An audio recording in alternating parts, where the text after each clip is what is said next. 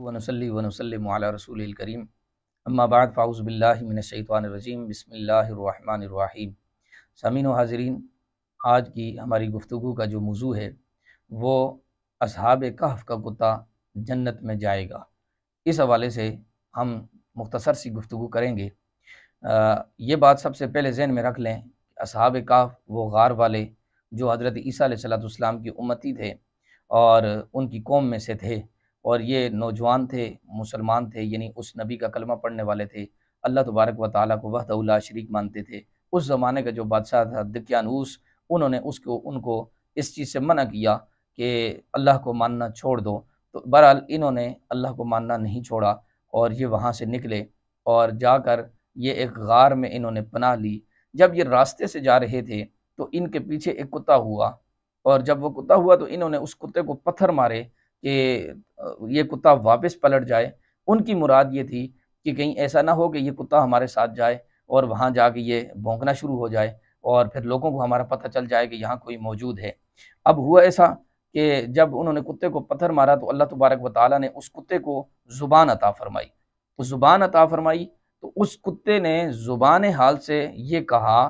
کہ مجھے تم لوگ پتھر کیوں مارتے ہو؟ تو انہوں نے کہا کہ پتھر اس لیے مارتے ہیں کہ تو کتا ہے، تیرا کام بھونکنا ہے، تو ہمارے ساتھ تو آ رہا ہے، ہم چھپ کے جا رہے ہیں، اگر تو بھونکے گا تو پھر ہمارا پتہ چل جائے گا کہ یہ لوگ چھپ کے یہاں بیٹھے ہوئے ہیں۔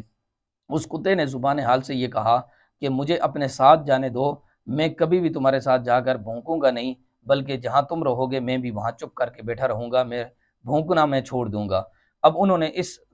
طرح اس کتے کو اپنے ساتھ لیا اور پھر وہ غار میں چلے گئے۔ یہ کتا جو ہے نا غار کے باہر بیٹھ گیا، اور قرآن میں یہ واقعہ موجود ہے، وَكَلْبُهُمْ بَاسِطٌ ذِرَاعِهِ بِالْوَصِيدِ، یعنی وہ کتا اپنی کلائیاں پھیلائے ہوئے اس غار کے دہانے پر، غار کے منہ پر بیٹھا ہوا تھا۔ اب اللہ تبارک و تعالیٰ کی شان قدرت دیکھیں کہ جب قرآن میں یہ واقعہ ہے وَتَرَى الشَّمْسَ إِذَا طَلَعَت تَزَاوَرُ عَنْ كَهْفِهِمْ ذَاتَ الْيَمِينِ، تو اس میں جب سورج غروب ہوتا تھا یا طلوع ہوتا تھا تو ان کی غار کے منہ سے ہٹ کر ہوتا تھا، تو اللہ تبارک و تعالیٰ جس طرح اس سورج کی شعاؤں سے ان غار والوں کو بچاتا تھا، ان غار والوں کے صدقے اللہ تبارک و تعالیٰ اس کتے کو بھی وہاں سے دھوپ سے بچا دیتا تھا۔ وہ کتا بہرحال وہاں رہا۔ اب یہ مفسرین کی بعض لوگوں نے یہ کہا ہے کہ وہ کتا جنت میں جائے گا۔ صرف یہ ایک کتا ہی نہیں بلکہ بعض مفسرین نے لکھا ہے کہ 10 جانور ایسے ہیں کہ جو جنت میں جائیں گے، اور ان 10 جانوروں میں حضرت صالح علیہ السلام کی وہ اونٹنی تھی،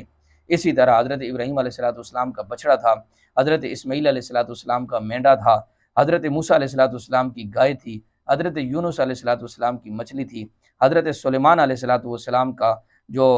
چنٹی تھی جو انہوں نے ہاتھ پہ رکھ کے جس سے گفتگو کی تھی، اسی طرح ہدہد ایک پرندہ ہے جو حضرت سلیمان علیہ السلام کے پاس ہوتا تھا، وہ بھی جنت میں جائے گا، حضرت عزیر علیہ السلام کا گدھا ہے وہ بھی جنت میں جائے گا، تو یہ اصحاب کہف کا کتا یہ بھی جنت میں جائے گا۔ اب یہ بھی یاد رکھ لیں کہ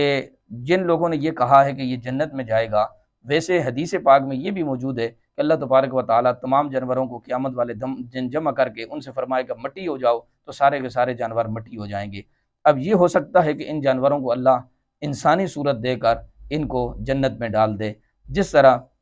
یہ آتا ہے روایتوں میں کہ حضرت عیسیٰ علیہ السلام کا ایک امتی تھا جو مستجاب الدعوات تھا، لیکن اس نے حضرت عیسیٰ علیہ السلام کے ساتھ دھوکہ کیا، جھوٹ بولا، غداری کی، تو اس کی سزا کے طور پر حضرت عیسیٰ علیہ السلام پر ان کافروں نے ظلم کیا، اور یہاں تک کہ وہ پھانسی کے لیے بھی تیار ہوئے۔ تو یہ بھی روایتوں میں ملتا ہے کہ ان جو اصحاب کہف کا جو کتا تھا، اس کو اس شخص کی صورت میں کر دیا جائے گا جس نے حضرت عیسیٰ علیہ السلام سے جھوٹ بولا، اس کی صورت میں کر کے اس کو جنت میں ڈال دیا جائے گا، اور اس شخص کو کتے کی صورت میں کر کے جہنم میں ڈال دیا جائے گا۔ تو یہ روایتیں اس طرح بھی ملتی ہیں۔ اللہ تبارک و تعالی ہم سب کو سمجھنے کی توفیق عطا فرمائے۔